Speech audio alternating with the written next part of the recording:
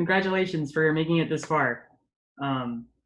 So today's for this week we're going to be going over the collections data structure, and you'll know what this is in just a second.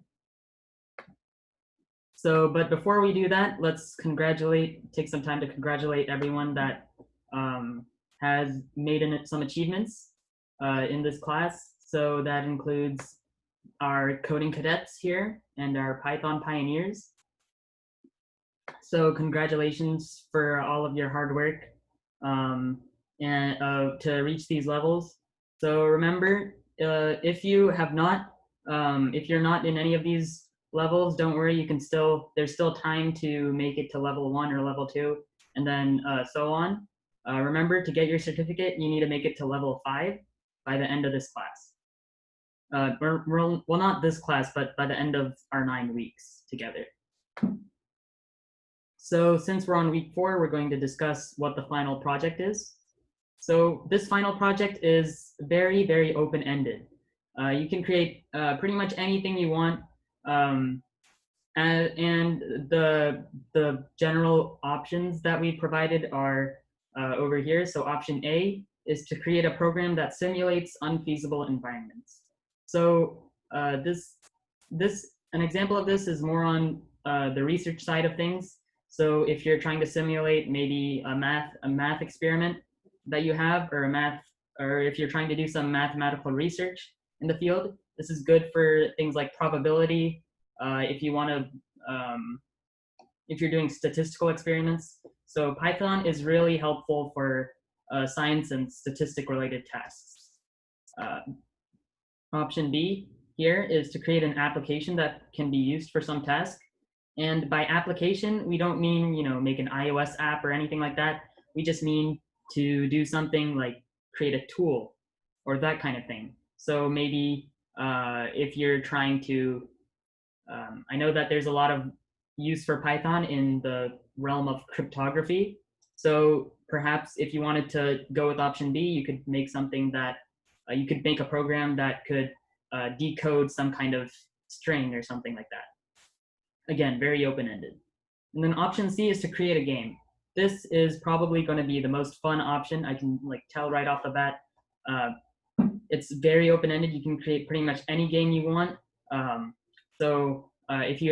If you have the board game Monopoly, I know that they now have an electronic Monopoly with e-banking and all of that kind of thing. But if you don't have that, maybe you could make the calculator for the game that will, all you have to do is just enter the money or the I think they're called I don't remember what they're called, but if you can just enter the names of whatever you're buying in the game, and that could be a helpful tool for that game, Monopoly, or you could just create a new game.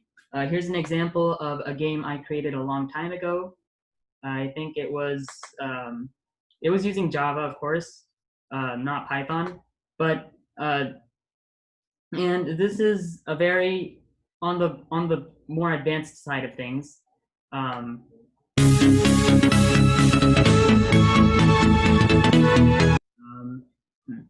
Let's just comment all of that out. Okay, so anyways, this is a game that I made. Okay, I guess it won't work with this commented out. So this is a game I made a long time ago.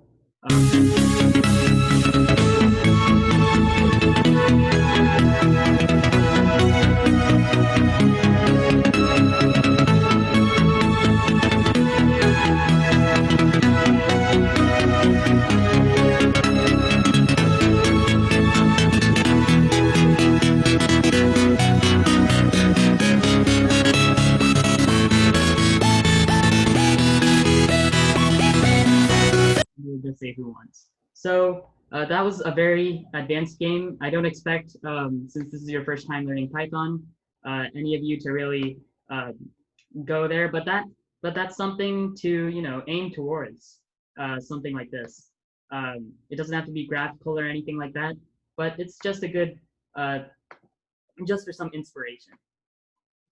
Some other examples of games you can make are things like Hangman, or like word games, or other kinds of games, like you can make, we'll show you how to roll a dice in Python later on, so you can make a whole board game if you want, as we progress in the course. But try to start your final project as soon as possible so you don't procrastinate and then have to, make your whole final project on the last day, the day before it's due, that kind of thing.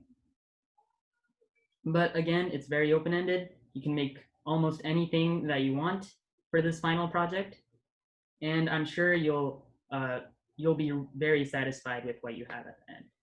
Okay, so before we move on, we're going to go to some of the questions that people asked. So again, let's go back to, so some of the questions relate to the quiz, the last quiz. So the grades for this quiz was, the average was a 54 out of 60, which is a pretty good average. The median was a 55. So in most cases, the scores were pretty good. Note that the highest score was not 1,000 points as before. It was just 600. So this may have not been the biggest bang in all of the quizzes so far. But if you actually look here, I did give a note for extra credit for this question, where you could have gotten extra points. So in other words, maybe like a 100 out of 60, which is, or 120 out of 60, so 200%. And that would have given you a lot of points, especially on that achievements, the achievements poster that we had. But unfortunately, nobody seemed to notice that, or I'm not sure what it was, but nobody actually did the extra credit. So let's actually talk through these. So the first 3 questions are just general formalities. And then for this, define what a Python dictionary is in your own words. So what I was looking for here is not something like from Google or from a textbook that is very, formal, a formal definition, but just something in your own words.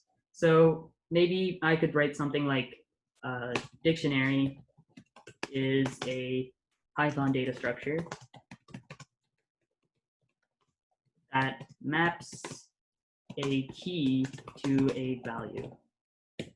And that pretty much sums it up, right? That's what a dictionary is in a sense. So I think everyone got this question correctly. We were very lenient on grading this question. So even if you didn't give this kind of an answer, you definitely got at least some partial credit or something for this question. Okay, so the next question is to write a Python program that uses the dictionary. So does anyone remember what the dictionary is in Python? Type it in the chat.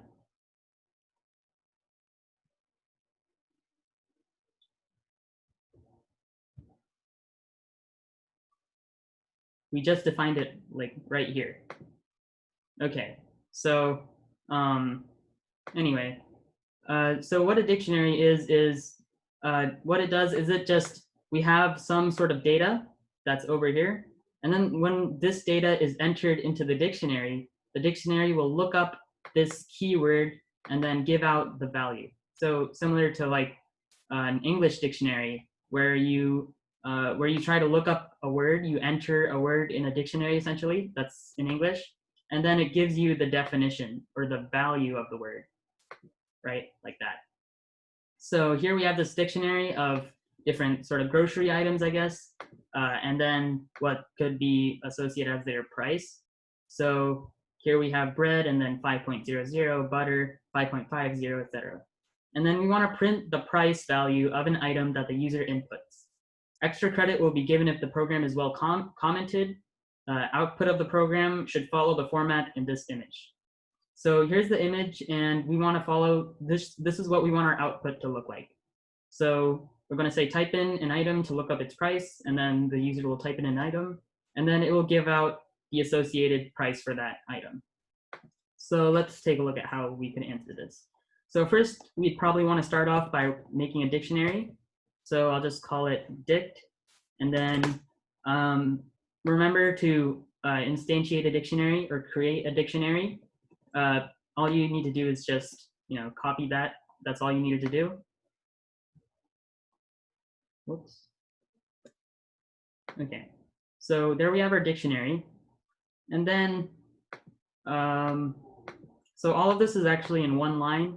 It just went to the second line because of this space here and because of the spacing of this. But all of this is in one line.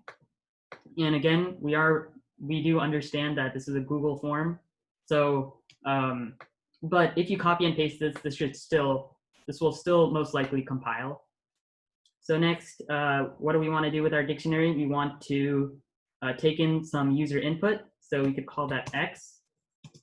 Or no, just for the sake of readability, I'll call this user and then input, like that. Or maybe I'll just call it UI for short. Okay. And then input, like this. And remember to prompt the user a message. We could say, type in an item to look up its price. Okay, like that. And notice I gave a space at the end, or else this there would be no space here. This would just touch this colon here, and that would not look very nice aesthetically. And then after that, we're going to print out. So I noticed that someone actually missed this. They forgot to say print, but you want to make sure that you're printing out the value. So we're going to print out our dictionary and then what the user inputted. So UI, like that. And this should print out the price. So let's confirm this. I'll just copy and paste this into JGrass, like that. And then I can type in red, and then we get what's exactly the same thing as what's shown in this image. Okay, and then for extra credit, you can comment it. And what comments would look like for something like this is you could say, here we are creating the dictionary. That's all you need to do. This is a comment, right? And then here you could say we're printing the price, right? You don't need to follow grammar rules or spelling rules or anything like that in comments. They're just used as a reference. And if you wanted, you could say here too, you could also say taking in users item, like that. And this would have been well commented code for this. I know this seems really kind of, over the top. Why am I commenting? It's so obvious. I'm just printing out this price here. It's so obvious to this. But in the real world, like in college courses and that kind of thing, they will actually grade you depending on how many comments you put. And for at least to my experience, they have taken off points if you have not commented nearly almost every single line. So keep that in mind. The other thing, what is the big O complexity of this program? So this program is, I believe everyone followed this sort of setup when writing this program. Nobody did anything weird or different. So the big O complexity of this program is O of 1, because remember, since this is a dictionary, to look up a value in a dictionary, no matter what that value is or how many values the dictionary has, it will always take the same amount of time. So we discussed this in our last session. In a dictionary, when looking up a value, the big O complexity is O of 1. Okay. So there's our, this would have been a perfect, or more than a perfect score on this quiz because of the comments, because the comments are extra credit. And so try to comment your code in the future. And in case you're wondering, this is what would have given you a great score for this quiz. Okay. So before we move on, let's take a look at let's do a little bit more of practice. here. So let's try to expand on this. So this program here, it's kind of, this is kind of a lame program, right? We just have a few, like what's the point of making this program, right? That's what you ask in school whenever your math teacher teaches you like calculus or something. Like, what's the point if I can differentiate a function or that kind of thing? So this program in itself is kind of useless. So let's try to make it seem a little bit more useful in a sense. So maybe we are actually running a grocery store. So this is actually, these are actually prices, real prices, right? And then we're going to calculate someone's bill. So let's say that someone's bill right now, let's say we're calculating someone's bill, and since they haven't billed anything yet, because this is line 2 in this program, their bill will start out at zero, and then as they enter in different items, the bill will increment to add those items. Okay, so can anyone think of a way of how we would do this? Just type in like a one-word answer or anything. How could we make a program where people can just type in different keys and then it will add up the prices for their bill?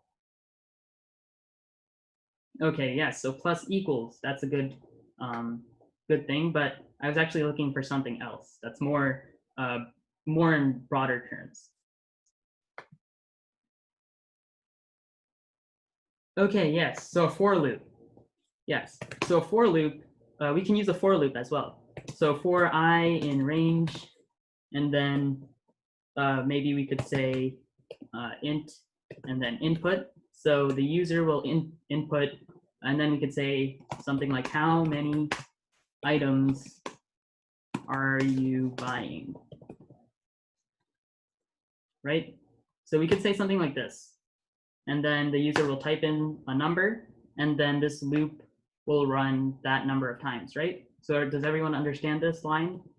What this line is doing? Okay, so next, what should we do next? Can anyone think of what we could do next for this program?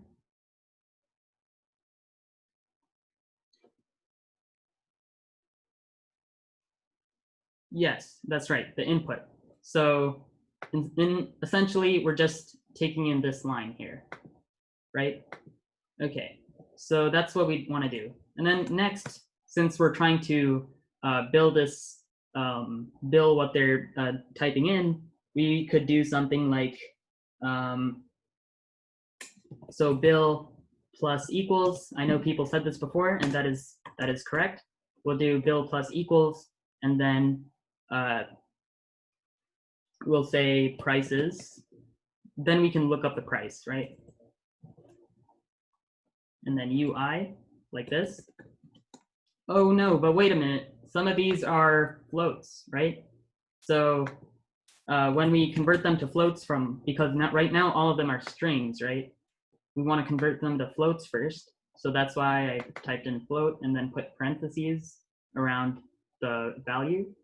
So now that they're floats, but what did we say about floats last session?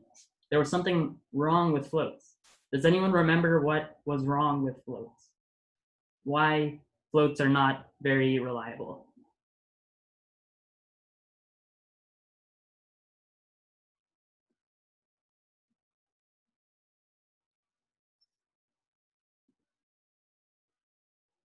Yeah, so Python it tries to be as accurate as possible. And there's no such thing as being infinitely accurate, right? In terms of precision, in the science realm, and this is computer science. So we only have, to some degree, some length of precision. So if I said 1.1 plus 0.1 plus 0.1 like this, instead of getting 0.3, which would have been the correct answer, we get 0.3, 0, 0, 0, 0, and then 4. Because Python, what it's trying to do here is it's trying to give an infinite amount of zeros, but it obviously can't give that many amounts of zeros. So then it just gives a 4 here to just sort of go to its maximum precision that it can get. Okay, so what we want to do here is to use the round function. So recall what the round function does. So if I wanted to do, if I wanted to find the sum of these numbers, I would just do this. So this value, comma, and then the number of decimal places that I want. So here I only need really one decimal place because this is one value after the decimal. But if I type in 2, it will just automatically go to 1 because 2 is greater than 1. So we're just being on the safe side here in case there are more than one decimal. Okay, so we also want to round this, and at least where I'm from, the rounding only goes in most cases to 2 decimal places when it comes to money. So since we're making a program for a grocery store, we're only going to round up to 2 decimal places. Okay, so does everyone understand this?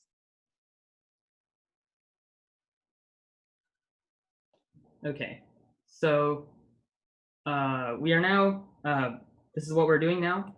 And then at the end, how about we print out the prices after the user types them in?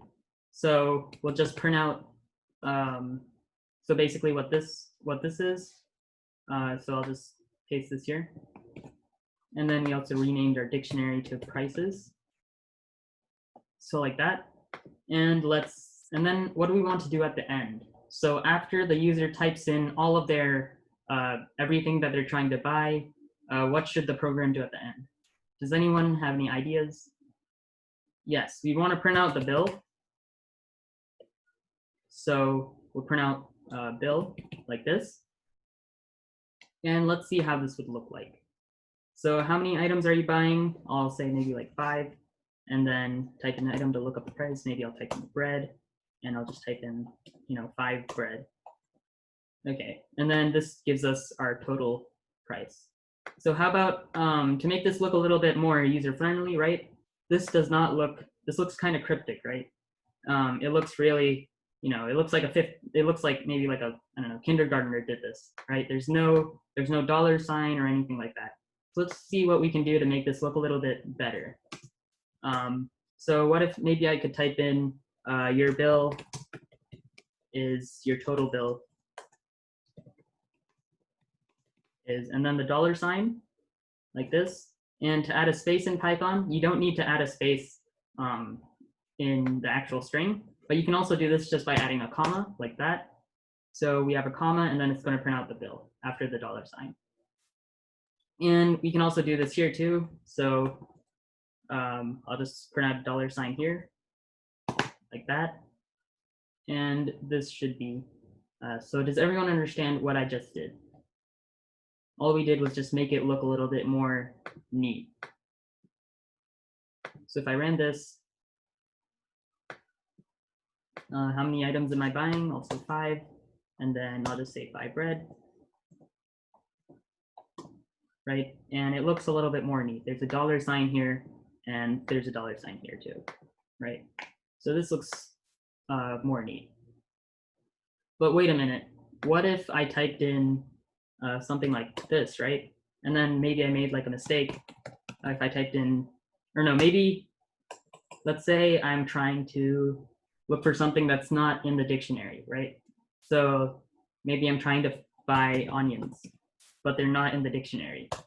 Then we get an error, and then the whole program just crashes. And we really don't like it when the program crashes. So does anyone have any ideas of what we could do to stop that? Type it in the chat.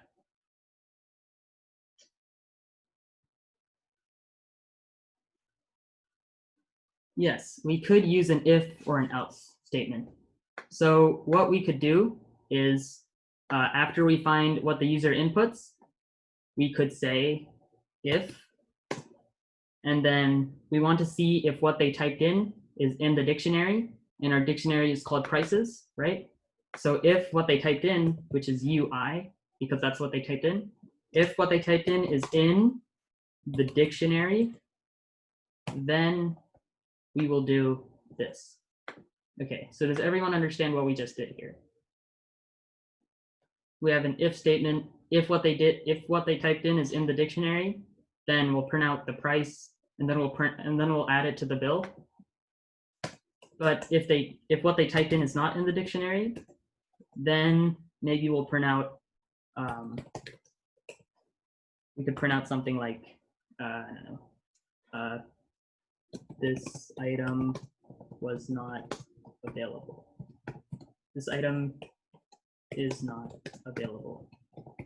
Okay, so like that.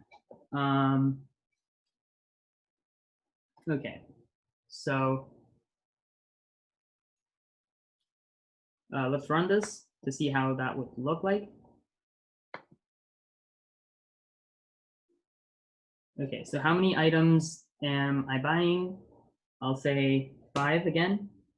And then if I type in onions, then it just says this item is not available.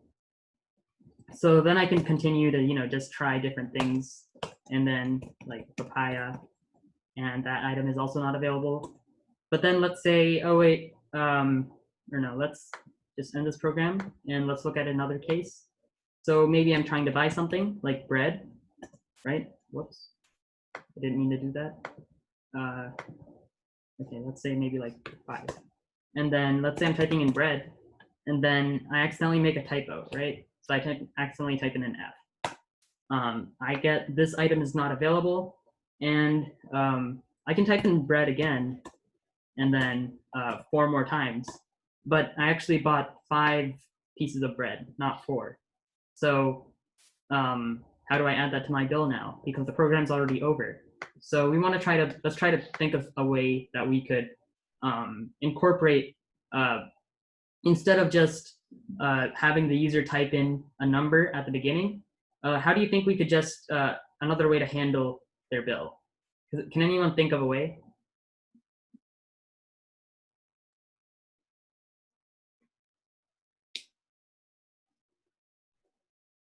Yes, we can use a while loop. That's right. So yes, that is correct. We could just ask them to rerun the whole program, but if they did that, right, then that, what they might make another typo again, or since this is a grocery store, this could be on like a computer, and maybe they have to go and call a manager and things like that. So it's generally a better idea to try to just handle it when you can on the software side in terms of programming, since now from what we learned, we can now do that because we know how to make while loops after session, I don't remember which session it was, but now we know how to make while loops. So that's a great thing. Anyway, so we could say while true, right? So what will while true do? Does anyone know what while true will do? If I type in while true.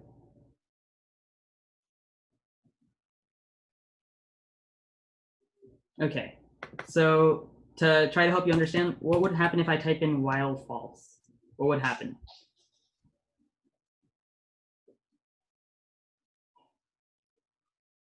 Okay, so remember, a while loop will continue looping if whatever is written here is true. So if I type in while true, then while this statement is true, this will just loop. So in other words, this loop will just run forever, right? This whole program will run forever.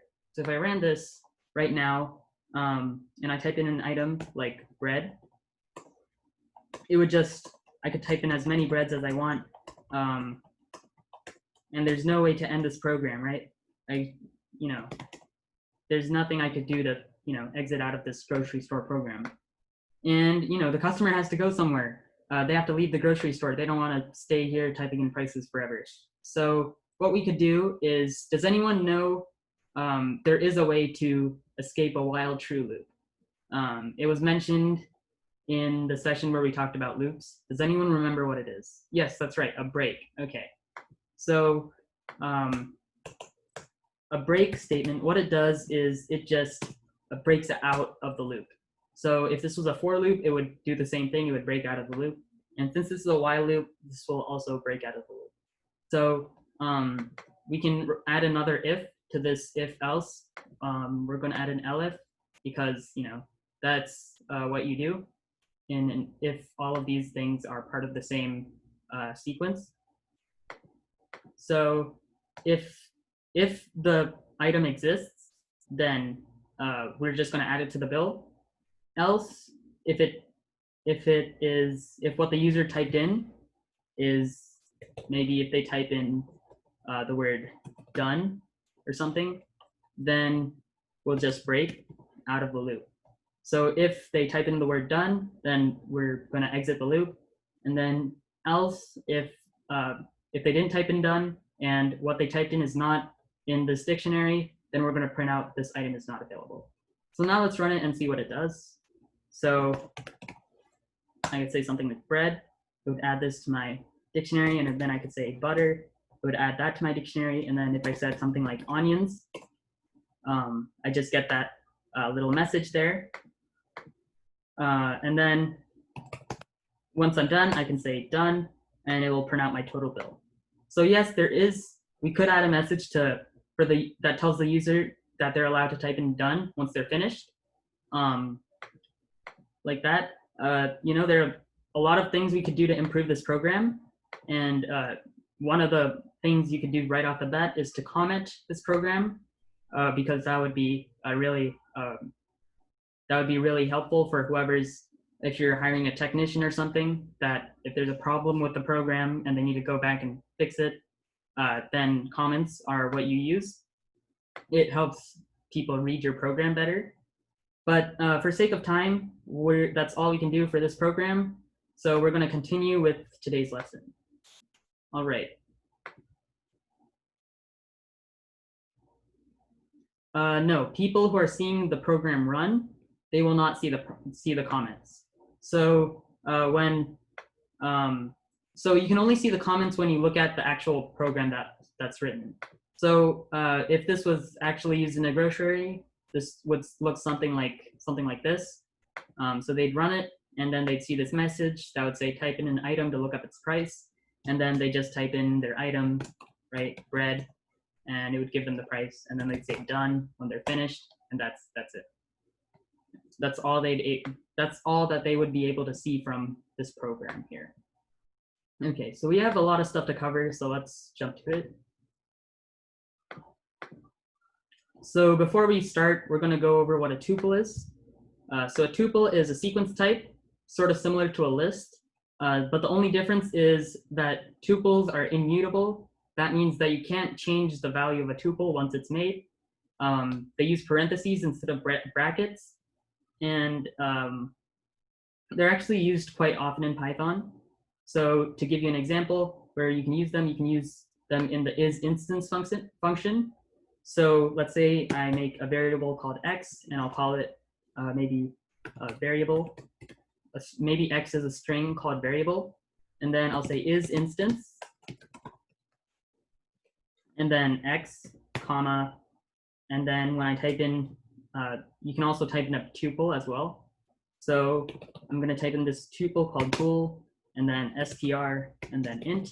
So if x is a boolean or a string or an int, then this line here will return the value true, right? And x is a string, so this value will return true. Oops. Oh yeah, I made a typo. Instance. Okay. So yes, you can see it returned the value true. Okay, so let's move on. So another thing we're going to cover again is the sets. So sets, you can think of sets as a list of unique objects. Sets are unordered. They're just a set of unique objects. To make an empty set, you have to use this. We'll go over why that is in a second. And membership for checking what sets are O of 1, I mean, sorry. You can't make anything repeat in a set. So, and this is an example of a set. So we have these curly braces here, kind of like in dictionaries.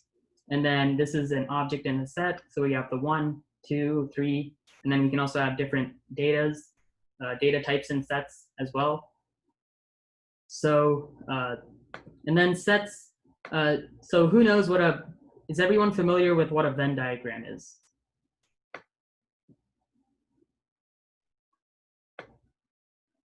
Okay, so basically a Venn diagram is where you have these circles, right? And they're all overlapping, or they don't have to overlap, but in the traditional Venn diagram, they are. So, and what's in the overlapped portion is something that is common between both of those groups. So here we have flour and egg, and both of them, you can use them to make, both of them are in traditional pasta, and then egg and milk are in traditional omelets, and milk and flour are in traditional batter. So, you know, that's just, and then the part which is highlighted by all three circles is something that's common between all three, which in this case is pancakes. So sets also are similar to Venn diagrams. You can use, you can compare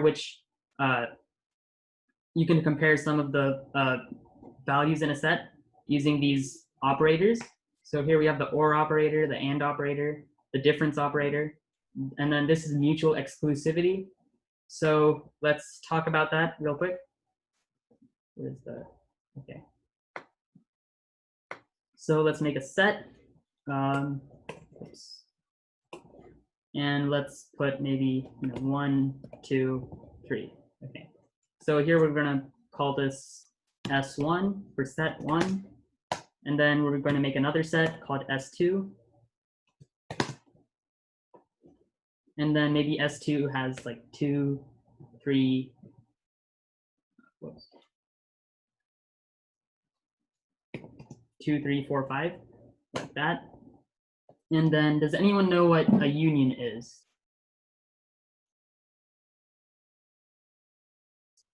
I'll give you a hint. There are lots of unions. There's labor unions, all kinds of unions out there. So basically what a union is when two things are together in conjunction. So in this case, a union would be the values 1, 2, 3, 4, 5. So if I try to find the union of S1 and S2, like that, it would just give me all of the values that are in S1 and S2 and some of the values that, it just gives me everything. That's probably an easier way to say it. And then intersection. So what an intersection is it just gives me the values that are common between S1 and S2. So S1 is 1, 2, 3, and S2 is 2, 3, 4, 5. So it will give me the values that are in both S1 and in S2, which in this case is 2 and 3. Right, so everyone sees how that works, hopefully. And then the difference operator is the values that are different. So if I said S1 and then S2, it would give me the value that's different between, that's in S1 and not in S2, which in this case is 1. And then if I switch the order, like that, it would give me the values in this that are not in this. Okay, and then mutual exclusivity, it just gives me the values that are only in one or only in the other one. So if I said S2 or S1 and then caret S2, like this, I only get the values that are not common. So 1, 4, and 5, and then superset of, let's see, so S1 and then superset of S2. Which is false. So what a superset is if this entire set is inside this set, then this would be true, right? Or if this entire set was in this set, then this would be true. Okay, and then equivalence, that should be straightforward if both of the sets are the same. And this is how you can add a value to a set. So if I wanted to add a value to S1, I could say S1.add, and then something else like, I don't know, hi, right? And now S1 has these values. Okay, and then if you can also, like lists and tuples, you can make large sets very easily using the range function and other sequential functions too. So if I said set and then range of like 100, then I have a set of 100. And likewise, you can make something with a list. So set and then range, or list and range 100, like that. And then tuples, tuple, and then range 100. You get the idea. Okay. So collections module. So the collections module is really very, very useful. So here are some of the useful ones that you'll probably, you are most likely to use. They will be very helpful, especially if you want to do something that's really crazy and complicated like this, and you don't want to end up like this guy here. You might want to use one of these. Okay, so let's look into the first one. So the collections module, how we open that up is we type in from and then collections, and then we import the module that we import what we want to use. So the first one is a named tuple. So what a named tuple is it creates this sort of data structure which easily allows you to access different elements as of a variable. So here we have a person. This named tuple is called person, and this person has an age, a name, and a city. So this named tuple, which is called person, we named it person, and it has these values. So a person has an age, and a person has a name, and a person has a city. So here we created a person that's Jeff, and then we type in the values in the order that they appear here. So first is the age, and then the name, and then the city. And then we can access the values just by doing Jeff and then dot and then the value we want to access. So in this case, Jeff dot age, and then that gives us his age. So does everyone understand this, a named tuple?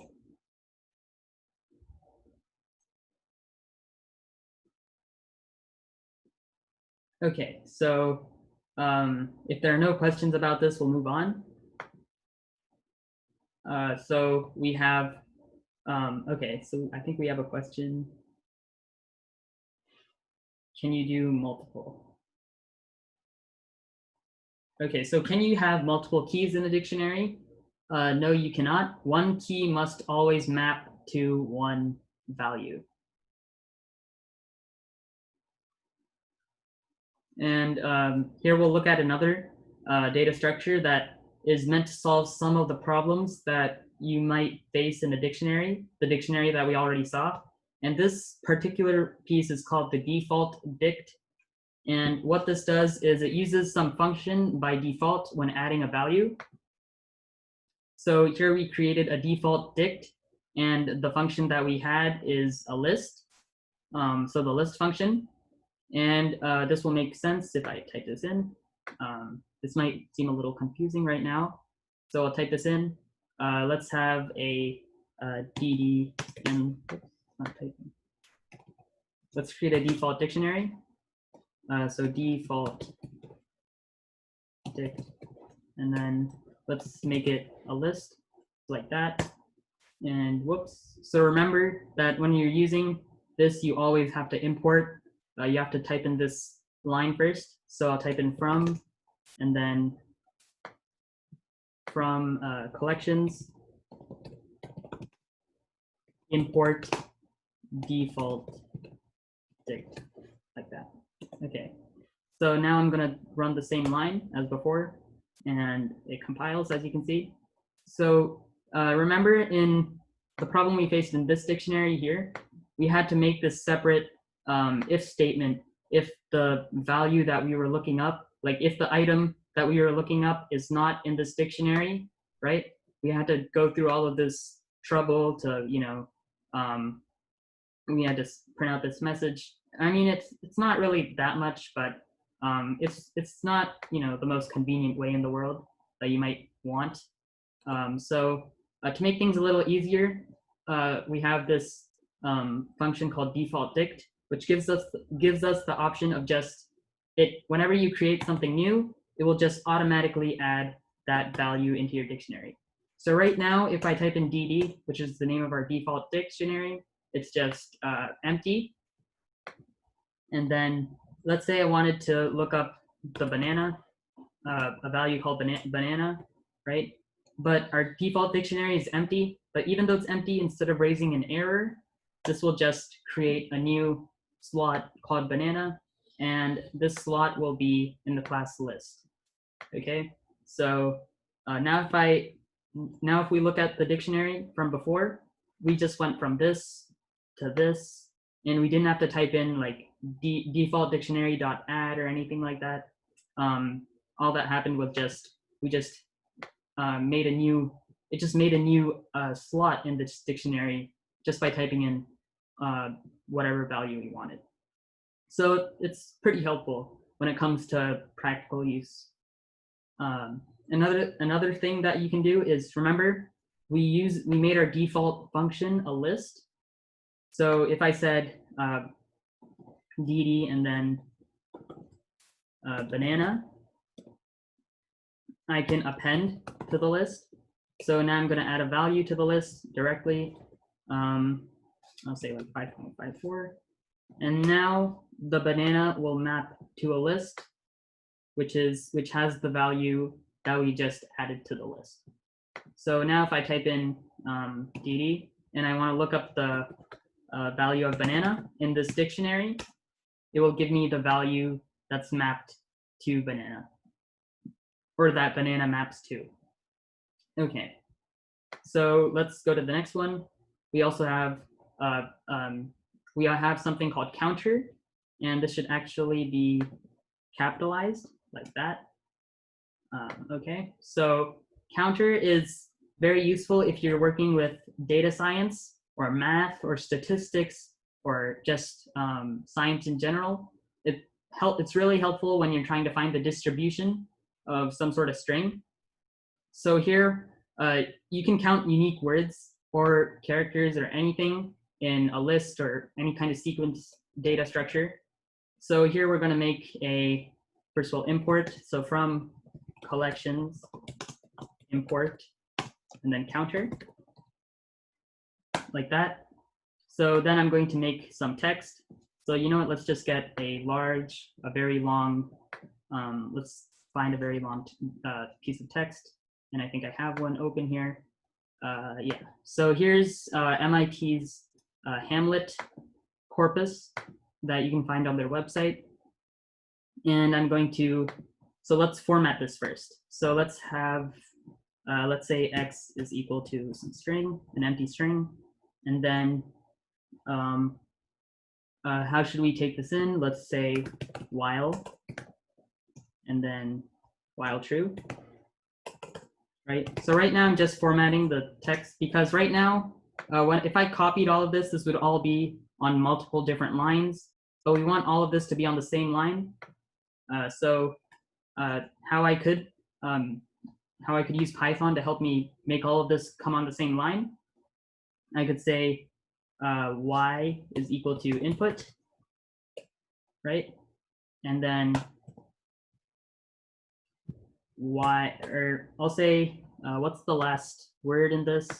So the last word of this is exint, I guess. So exint, if y is equal to the string exint, then we will break from this loop. Else, if y is not equal to that, then we will say we will add the value of y to x, which is this empty string over here. Okay, so does everyone understand what this program does? We just have an empty string, and that's the variable x, and then this loop will run forever until it reaches the break statement, which it will reach when y is this, when we're at the last line in our whole Shakespeare script. Okay. So right now we're doing this just to demonstrate how the counter function works. So to do that, we are going to need a single piece of string that is very, very long. And to process that, we have just created this other tiny little tool here that was like a few lines of code to help us process that string. So right now we are going to, whoops, I'll just copy and paste this. This will all make a lot more sense in a minute. So don't worry if you don't understand why we did that.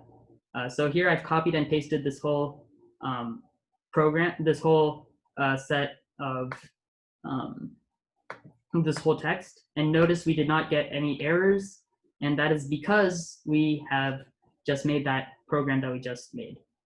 So now it sees the word accent. So now if I type in X, we have the whole everything in one long string. And now for the drum roll, we can say X. Let's say that now we can look at the distribution of letters. So let's call it dist for short. And dist is equal to the counter.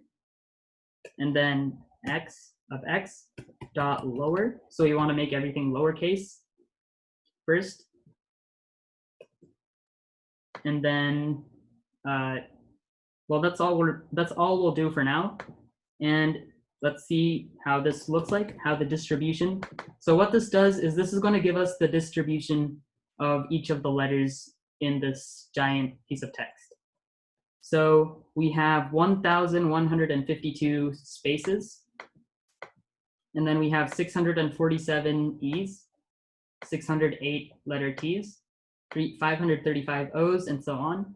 So you know that they say that E is the most common letter in the English alphabet, and this just proves true. So if you want to do a science project or something, going back to the final project, this is something that could be a good idea. So does everyone understand what we just did? And did everyone understand how it works?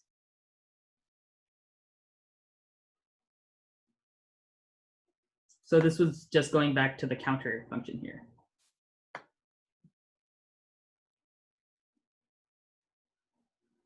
Okay, if everyone understood, we're going to move on now. There are no questions about this, so we'll just move on. And last, we have the deque function. And a deque is very similar to a list. It's almost pretty much the same thing as a list. The only real difference is pretty minor as far as we're concerned in our point in Python. But as you get into maybe if you're working at Google or something where you're making lots of huge programs with AI and things like that, then you'll obviously be worrying about the efficiency of your program, right? So right now our programs are all really short, so we can just run them in like 1 second or 2 seconds, right? But if you have a long program, you want to be worried more about the efficiency. So then, because then that could make a difference between a program running for like a year or like 30 seconds. And I kid you not, that is actually a real thing. So the deque function is, what this lets us do is we can now modify the beginning or end with O of 1 efficiency. But when we want to access the middle value, it takes O of n. While in a list, recall that when you're using a list and we want to modify the beginning of the list, that's O of n, and then if we want to access the middle, that is O of 1. Okay, so just to say that again, I know that sounded a little confusing. So the difference between a deque is that when we want to change the value of the beginning or the end of a deque, that's O of 1 efficiency. And when we're using a list and we want to change the beginning or end of a list, for the beginning, if we want to change the beginning of a list, then that's O of n. But if we want to change the end of a list, that's O of 1. And now for accessing like other values in the list, in a deque, that's O of n, and in a list, this is O of 1. Okay, so I know that's a lot to take in, but you'll probably get used to it if you practice more in Python. There really isn't much else of a way to make that sound any simpler. I know that is a lot to take in, but just to give you an idea, I'll type all of that so you can read it as much as you want. on this sticky note. Okay, make a new sticky note. So again, a deque, when it comes to modifying the beginning, right? So for a list, for modifying the beginning of a list, that would be O of n. And then for a deque, this would be O of 1. And then if we are going to, so modifying the end, for a list, it's O of 1. For a deque, it's O of 1. And then modifying the other values, middle values, I guess you could say. For a list, this would be O of 1. And for a deque, this would be O of n. Okay, so hopefully this clears up some confusion that you might have. You can read this as many times as you want, screenshot it or whatever. This should summarize this whole slide. Well, not the whole slide. The point of a deque is you can also append to the beginning, and this function is O of 1. It has this whole separate function that you can use to add a value to the beginning, and then you can still add a value to the end as right as normal. So that's how you do it. Okay. So we are almost out of time, but right before we go, we're going to do one small little exercise. Don't worry about this line here, but can everyone try to do this warm up, which is so when they say the parameter, just imagine that there's a value called what was it?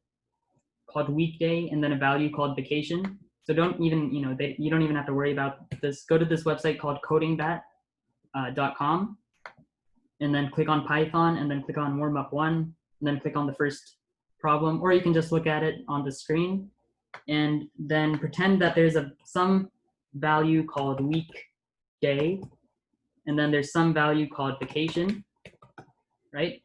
And let's say they're okay, so there's some value called weekday and some value called vacation, but you don't know what the values are, okay?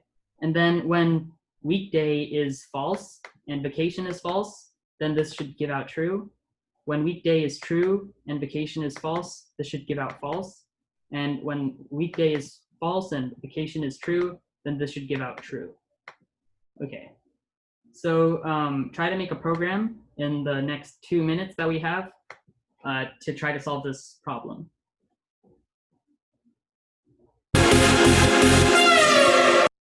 And type in if you need any help with it. Type in your question.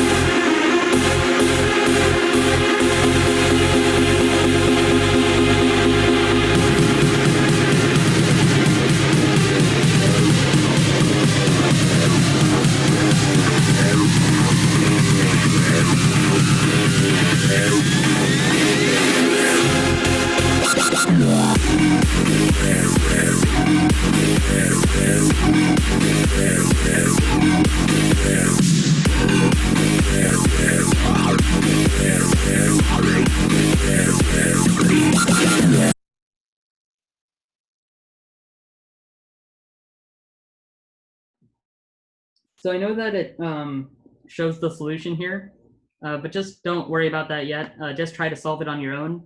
Well, actually, no, it's been 2 minutes now, so let's take a look at the solution.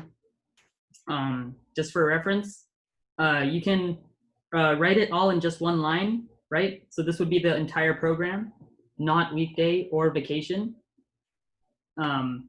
because this works for this, because when weekday is false and then vacation is false, we want to give out true.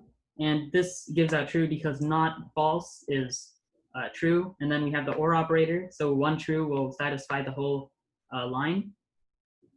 And then true, false. So and then that we want that to return false, which it does, because not true is false, and then vacation is false. So the whole thing will be false. And then if weekday is false and then vacation is true, if weekday is false, this would be true. And then if vacation is true, this would also be true. So true, true, and this whole thing would be true.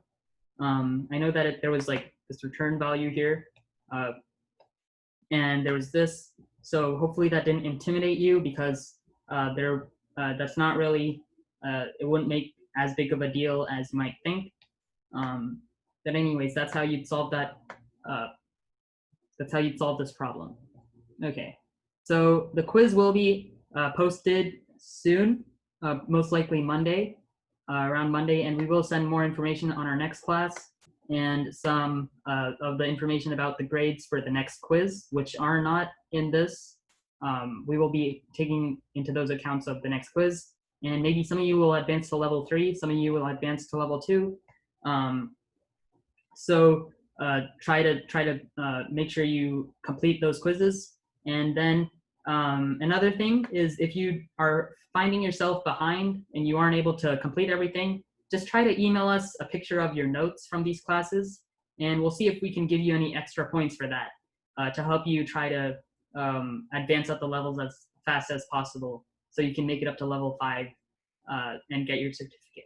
So that's the end of our class today. Hope you enjoyed, and we'll see you next week. See you.